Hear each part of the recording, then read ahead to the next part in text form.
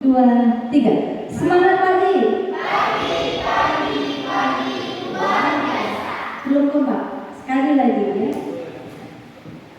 Semangat pagi. Luar biasa.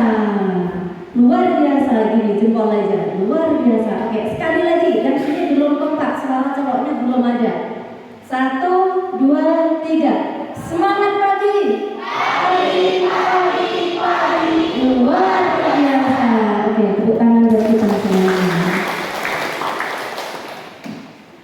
Mari kita sama-sama mengagungkan guru agung kita, ya, memberikan penghormatan kepada guru agung kita. Namo Sang Hyang Adi Budaya. Namo Buddhaya. Ibu pada hari ini akan menyampaikan materi tentang kepemimpinan Buddhis. Head of Trainer Guru dan Staf Pengajar Sekolah Guru Buddha di Desa Rakatimo 2 Januari 2026 harusnya ya. Nah, ini gambar apa adik-adik? Ada yang di depan, ada pengikutnya. Gambar apa itu? Gambar orang. Terus ada yang di depan, di situ depan sendiri. Nah, ini simbol apa ini?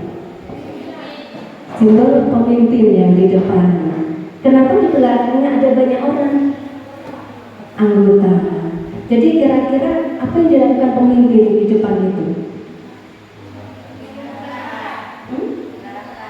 Mengarahkan ya. Jadi mengarahkan ke anggotanya. Oke. Lanjut coba. Pengertian kepemimpinan. Oke. Coba disimpulkan dari yang tadi bilang tadi. Pengertian kepemimpinan apa? Namo Sang Hyang Adi Budaya, Namo Buddhaya.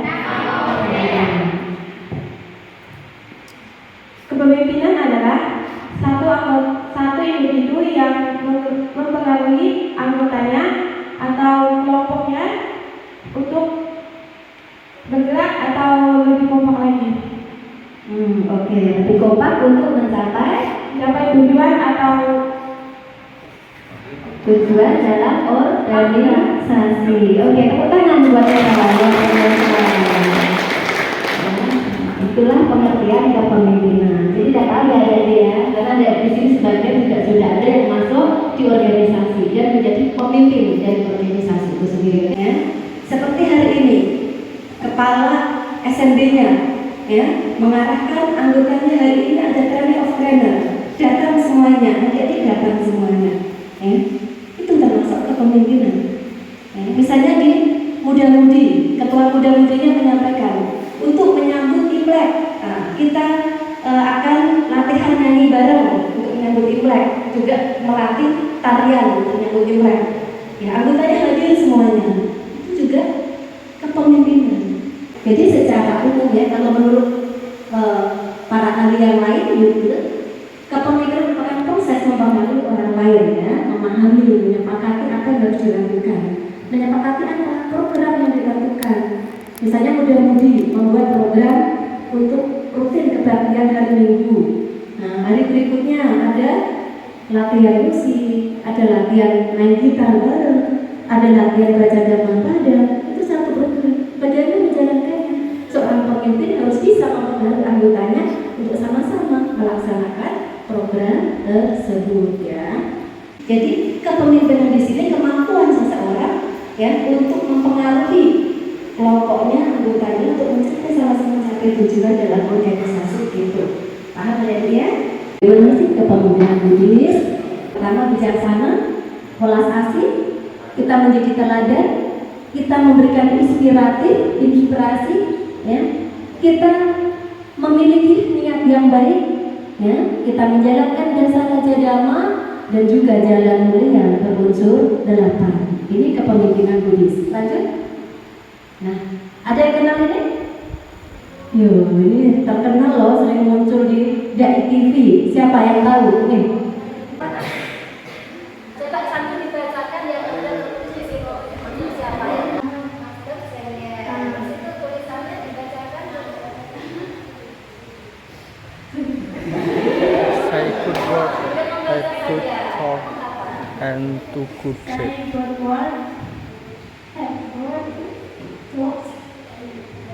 And you could do it. This journey. Oke.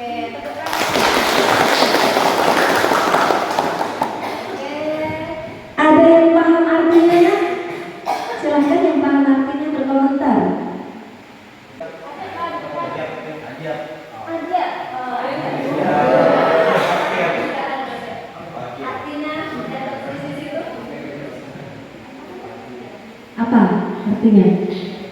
Say good word, have good thought, and do good deeds.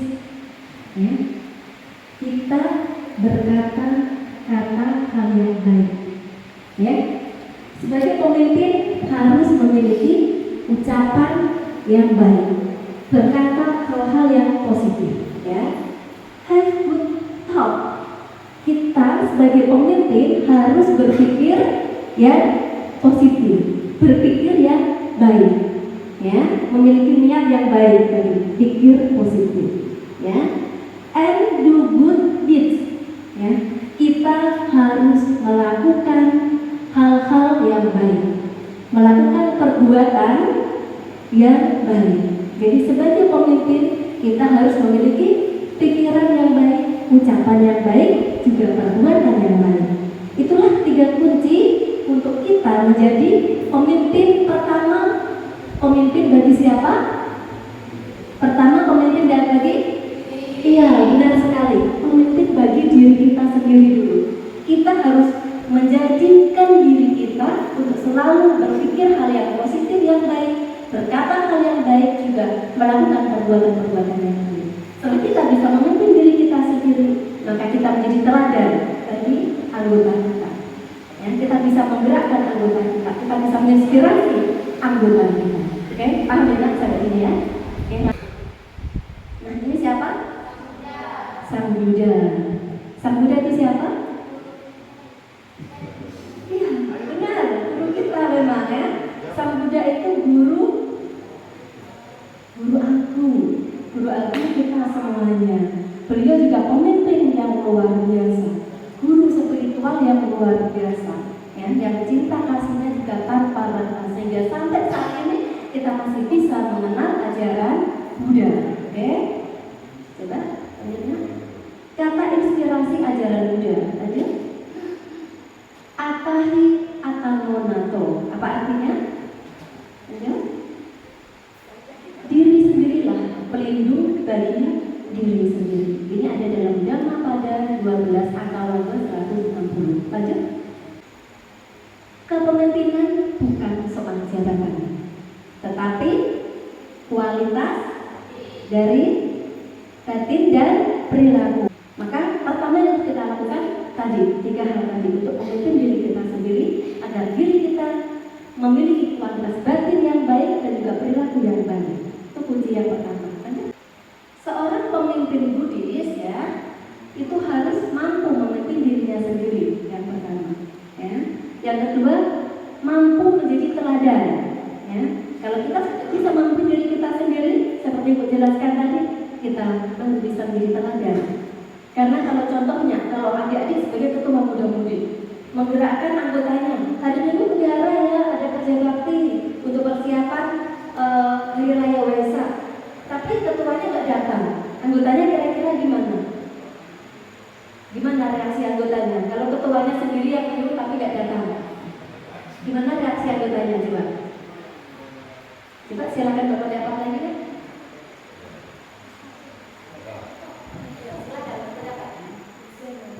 Jadi di sini ibu ingin adik-adik semuanya aktif, jadi benar-benar bermakna, ya. Nah, coba silakan kalau dapat pendapatnya sendiri. Ya. Misalnya era di sini ketua muda-mudi, teman-teman besok kita ngumpul di wihara ya, kita mau gotong royong, nah, besok mau perayaan Waisak, tapi era sendiri nggak datang, bagaimana pendapatnya? Kesal ya, kecewa ya. Nah, itulah. Maka seorang pemimpin harus bisa menjadi teladan ya bagi anggotanya. Ketika mau memerintahkan ini, pemimpin juga harus melakukannya. Oke, harus sampai sini ya. Yang ketiga, mengutamakan kebijaksanaan atau banyak. Yang keempat, mengembangkan cinta kasih universal dan belas asih. Next. Nah, ini dasar ajaran Buddha tentang kepemimpinan. Ini namanya Dasar Raja Dhamma, ya. Dasar Raja Dhamma yang tadi ada dalam slide pertama. Apa itu Dasar Raja Dhamma? Nah, ini 10 ajaran tentang kepemimpinan ya dalam agama Buddha. Yang pertama dana. Apa itu dana? Oke, tepuk tangan buat teman-teman. Dana kemurahan hati. Seorang pemimpin harus memiliki kemurahan hati, ya. Tidak boleh pelit. Misalnya di sini ada pasang pelita seperti kemarin ada puja pelita untuk menyambut tahun baru. Tapi dia ketuanya tidak ada memasang pelita, menyuruh umatnya, anggotanya masang pelita. Nah, berarti di sini juga anggotanya akan kecewa juga. Ini ketuanya juga mau berdana, kita berdana kan gitu ya. Jadi di sini seorang pemimpin harus memiliki kemurahan hati, ya. Terus yang kedua, sila itu apa? Moralitas ya. Seorang pemimpin harus memiliki sila yang baik, moralitas yang baik. Maka kunci pertama tadi memiliki pikiran baik, ucapan baik dan juga perbuatan yang baik ya. Karena dengan memiliki tiga hal itu maka seorang pemimpin memiliki sila yang baik. Selanjutnya paricaga. Apa itu paricaga? Rela berkorban ya. Di sini siapa ketua muda-mudinya? Atau ketua muda-mudinya? Jadi atau di sini sebagai ketua muda-mudi. Contohnya apa? Di sini rela berkorban. Silakan atau. Silakan berpendapat sebagai ketua muda-mudi rela berkorban. Contohnya apa? Silakan berpendapat sebagai ketua muda-mudi rela berkorban. Contohnya apa?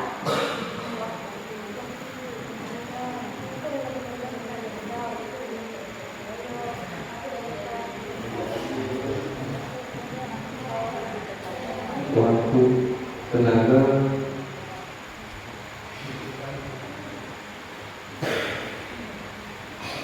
berkata pertama-tama. Oke,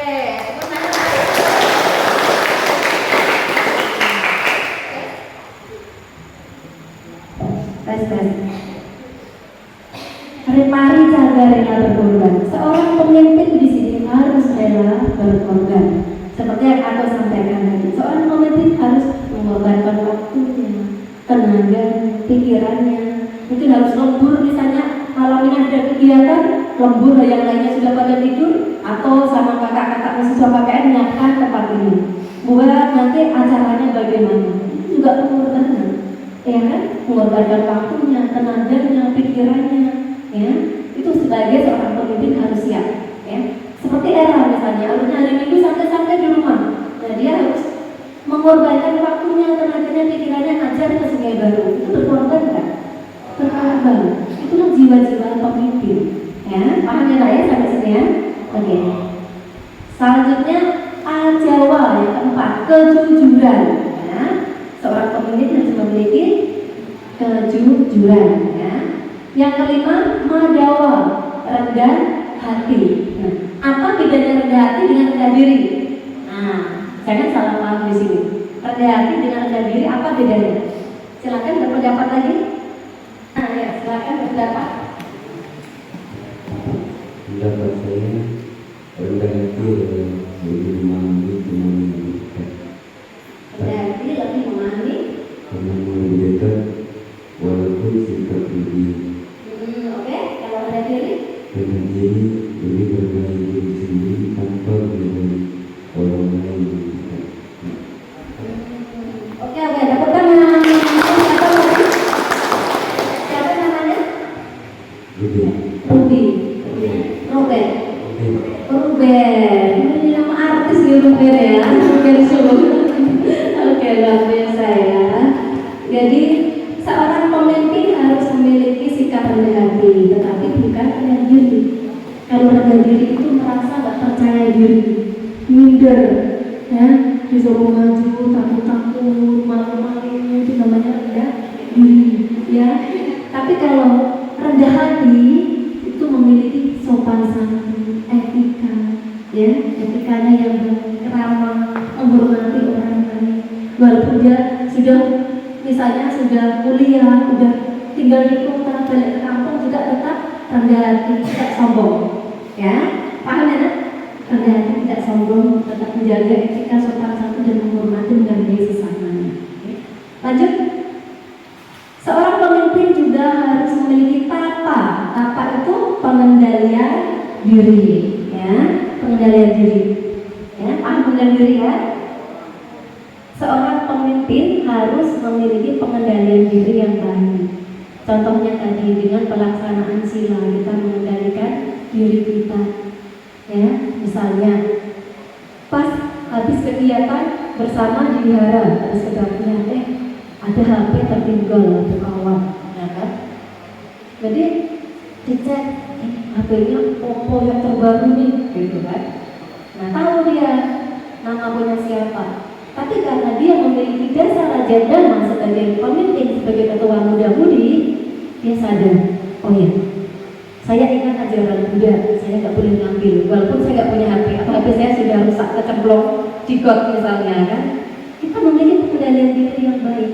Maka seorang pemimpin harus memiliki dasar raja dharma, salah satunya memiliki pengendalian diri untuk tidak melakukan kejahatan. Oke, lanjut. Akoda di sini tidak pernah marah. Nah, atau coba maju ke depan nak. Ya atau maju ke depan sama Era. Ibu bertanya karena di sini Era juga sebagai pengurus, juga aktivis di SMB, juga atau sebagai ketua muda-mudi. Apa yang kalian lakukan sebagai pemimpin ketika ada anggota kalian yang tidak disiplin? Nah, misalnya disuruh ini datang tidak mau hadir, disuruh ikut sekolah minggu tidak mau. Apa yang sebagai pemimpin yang harus kalian lakukan? Silakan, pendapat mulai dari apa dulu? Marah ya, oke. Mungkin bisa dijelaskan alasannya. Alasannya karena nggak bisa disuruh. Gitu ya, oke. Sekarang Era, silakan pendapat. Ya kalau saya sendiri, pertama saya menegur, ya karena dia nggak bisa diajak, pertama saya menegur. Kalau sudah ditegur dia nggak mau, ya sudah. Dan situ saya marah juga ya. Oh, terus marah juga ya. Jadi marahnya gimana? Bisa marahnya gimana? Langsung diluapkan ke anggota itu atau gimana? Pertama marahnya ke orang itu, tapi nggak secara umum. Jadi tegur kedua. Oh, oke. Tepuk tangan buat Anto luar biasa. Silakan kembali ke tempatnya. Ya. Nah, di ke-7, ke-8, ke-9, ke-10. Nah, ini berkaitan tadi ya. Jadi seorang pemimpin harus memiliki sifat tidak pemarah. Ya, tidak pemarah. Yang kedua, ahimsa, tanpa kekerasan. Tidak boleh memarah, tanpa kekerasan, memiliki kesabaran. Ya. Dan yang ke-10, awirodana, tidak sewenang-wenang. Jadi bagaimana untuk menghadapi masalah yang demikian? Pertama tadi Ibu sampaikan ada poin cinta kasih dan belas kasih. Makanya kita harus mau memimpin diri kita sendiri. Kita juga harus memiliki pengendalian diri. Ketika itu sudah bisa kita terapkan ke diri kita, ketika menghadapi hal yang demikian, kita tidak langsung marah. Kita tidak menggunakan kekerasan. Kita juga memiliki kesabaran. Kita juga tidak sewenang-wenang. Kita coba telusuri, kenapa sih dia nggak datang? Oh, mungkin dia disuruh jaga gede mamanya. Oh, mungkin dia suruh menjaga adiknya masih bayi, nggak ada yang jaga, mamanya kerja. Kita harus telusuri dulu. Seorang pemimpin yang bijak, tadi ada bijaksana juga ya, di poin pertama tadi ya. Harus menelusuri, kenapa sih demikian? Misalnya adik-adik di sini ngajar sekolah minggu atau membina. Ada anak-anak yang nggak pernah datang. Bisa kita telusuri ke orang tuanya, ke rumahnya kita kunjungi, silaturahmi. Bu, kenapa ya anaknya nggak mau sekolah minggu? Di situ kita akan menemukan jawabannya.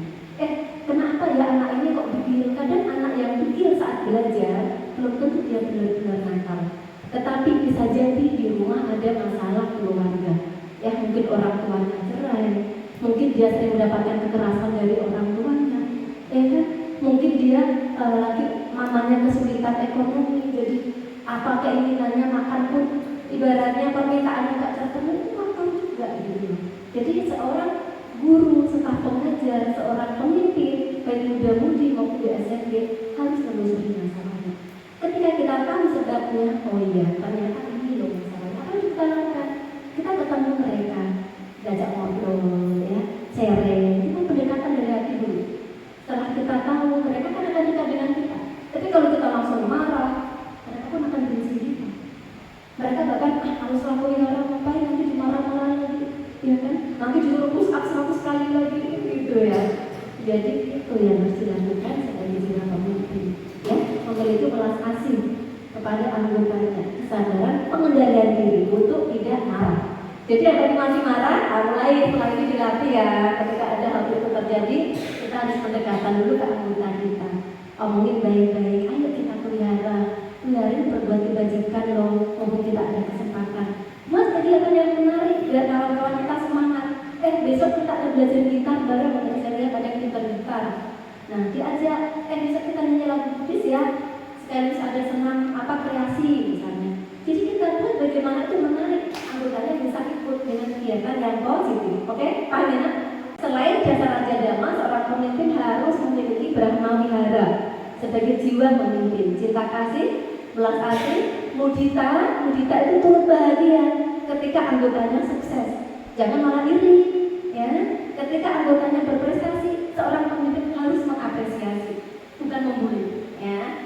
Ketika anggotanya kesusahan, ditolong. Misalnya ada yang sakit, yuk kawan-kawan ini sakit, kita kunjungan ke rumahnya. Itu bentuk jiwa pemimpin yang memiliki jiwa mudita, empati, dan juga UPK, keseimbangan batin. Seperti tadi menghadapi masalah tadi tidak langsung marah, juga memiliki UPK, keseimbangan batin.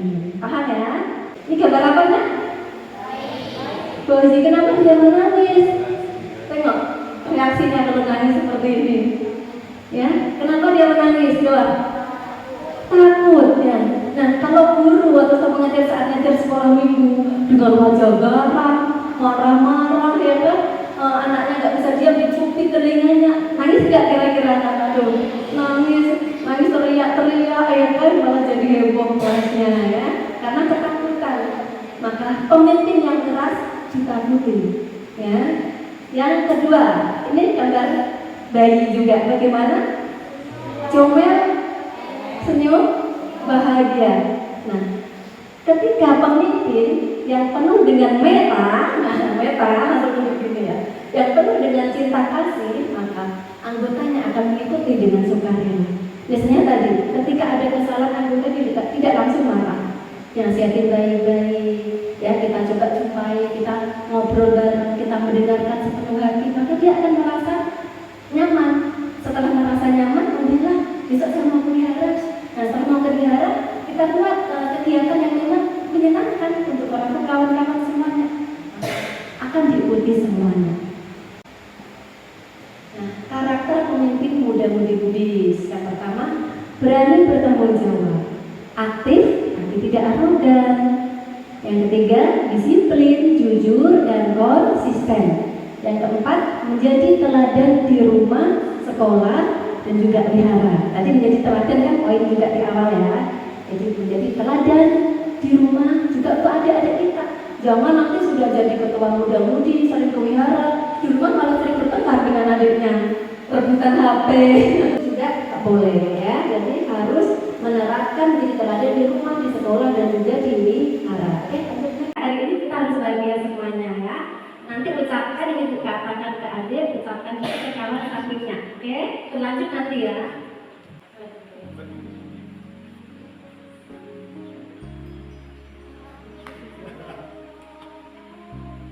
May I be free from enmity and danger. May I be free from mental suffering.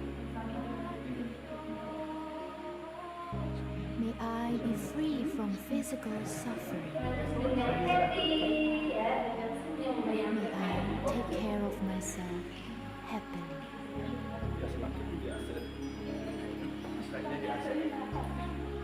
May my parents, teachers, relatives, and friends, fellow Dharmafaris,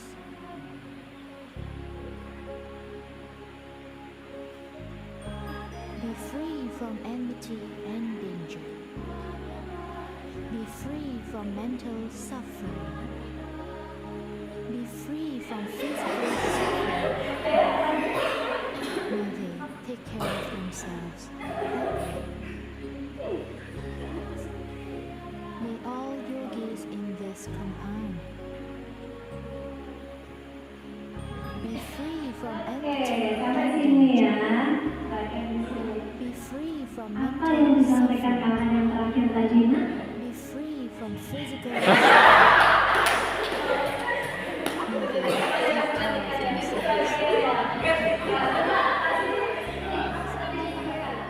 May all monks in this compound, novice monks, and the women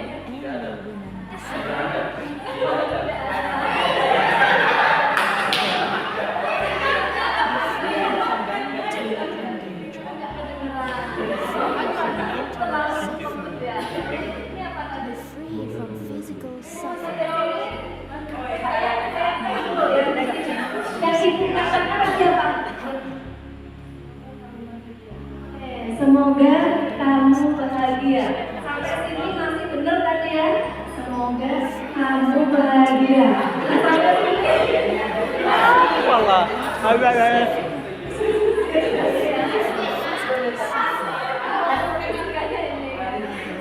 Oke, dan gak apa-apa. Tepuk tangan buat kita semuanya. Bagaimana rasanya adik-adik ketika kawan kita mengucapkan ke kita semoga kamu berbahagia? Bagaimana rasanya kita? Bahagia akan tumbuh energi yang positif dalam diri kita. Iya, makanya hari ini bahagia, senyum semuanya ya. Tetapi sampai sini tadi karena nggak kedengeran dari dirimu, itu tadi enggak, dia tetap bahagia ketawa ya. Tapi nggak tahu tadi yang disampaikan apa. Kenapa ada tim ini? Ini namanya game kata meta berantai untuk menumbuhkan energi positif di dalam diri kita, energi cinta kasih. Ya. Selain itu juga untuk menumbuhkan perhatian, konsentrasi. Ya kan? Ketika kita mendengarkan dengan sepenuh hati, maka masalah anggota dapat kita selesaikan dengan bijak. Ketika ada kawan yang curhat, kita bisa dapat memberi solusi yang benar. Ketika ada anak yang nangis, ketika kita ajar, kita dengan penuh meta, dengan penuh cinta kasih akan menenangkan anak itu. Bukan karena dibentak-bentak dimarahkan, tapi kita tenangkan dengan bahasa yang lembut. Kita hibur anak itu, jadi dia merasa nyaman, senang ke sekolah ini. Ya, paham maksudnya ya?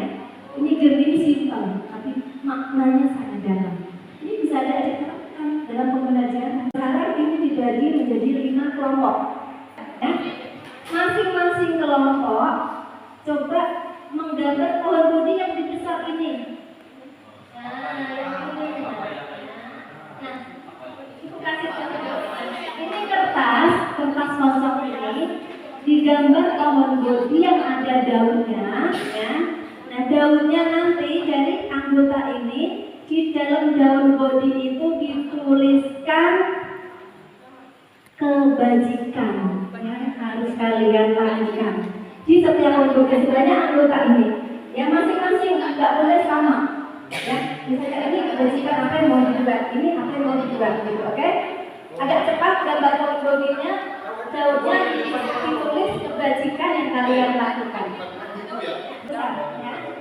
Daunnya sebanyak yang anggota ini. Setiap daun tulis kebajikan yang kalian lakukan.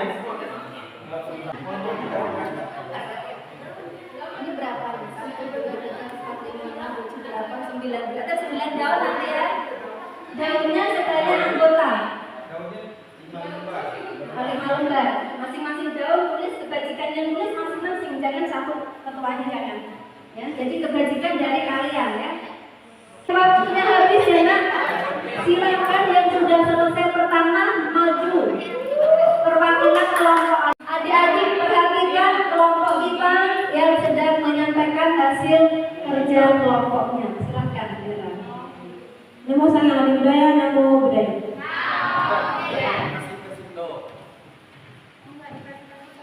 Kami dari kelompok 1 ingin menyampaikan kelompok UPK. Kami ingin menyampaikan hasil diskusi atau kerja sama kami. Ini gambarnya.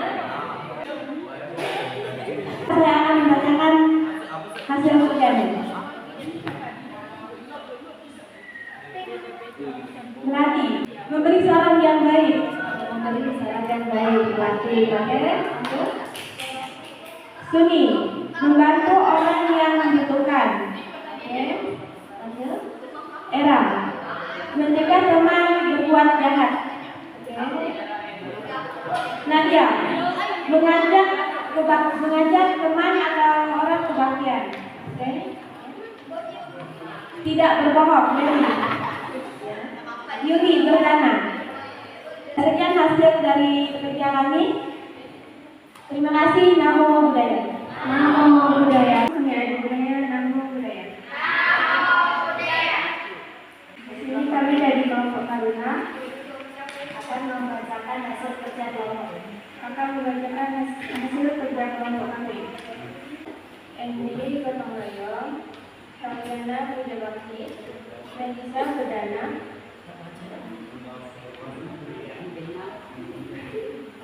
Asan Menolong, Dio Latihan Yamke, Angel Solomiku. Oke, ya semuanya. Oke, tepuk tangan yang mulia untuk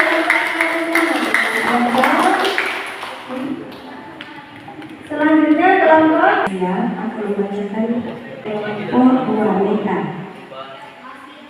Membaca Parita Dewi, menolong sesama manusia. Siang. Berdana saat ada yang mengalami kebanjiran. Kasihan. Oke, ya lanjut. Saling membantu sesama orang yang sedang kesusahan. Tiara, membantu orang yang lebih tua. Kasihan. Aywa. Kamu saya Budaya Namo Budaya. Oke, tepuk tangan buat kelompok kita. Luar biasa hasil kerja kelompok. Budaya Namo Budaya. Dari kelompok. Kami dari kelompok Budita.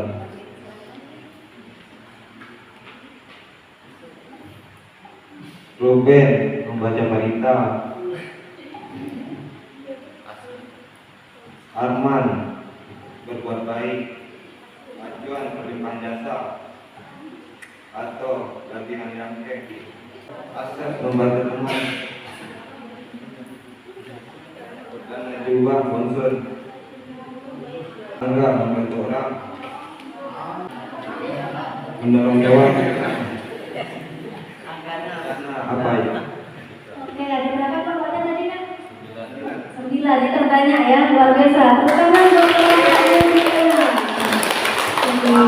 kita. Luar biasa, tepuk tangan buat kita semuanya. Itu tadi namanya gaul lihat dari. Intinya menyemai jati diri, ya. Pemimpin sejati bukan yang paling dihormati, tetapi paling banyak memberi manfaat bagi orang lain. Nah, ketika niat baik adik-adik tadi dijalankan dengan penuh ketulusan hati akan membawa manfaat bagi banyak orang. Oke? Jadi ingat, pemimpin di sini bukan soal jabatan yang tinggi, tapi bagaimana kita bisa memberi hal yang terbaik bagi dan bermanfaat bagi banyak orang, seperti guru agung kita. Ya, guru agung kita mencapai penerangan di bawah pohon bodi. Makanya ibu minta adik-adik membuat gambarnya pohon bodi, bukan pohon rambutan, bukan pohon durian, ya, supaya adik-adik juga bisa menumbuhkan benih-benih kebudayaan dalam diri adik-adik yang nantinya bisa menjadi bekal sebagai pemimpin yang baik. Apa yang adik-adik tulis daun pohon bodi tersebut niat baik dari adik-adik semuanya, yang itu nantinya adik-adik bisa menjadi role model sebagai pemimpin yang bijak, penuh cinta kasih, kasih sayang, empati. Tadi ada yang menolong sesama, membantu korban banjir, ada yang puja bakti, ada yang gotong royong, dan lain sebagainya. Apapun yang adik tulis tadi, niat dari hati masing-masing, bukan pengaruh dari kawan.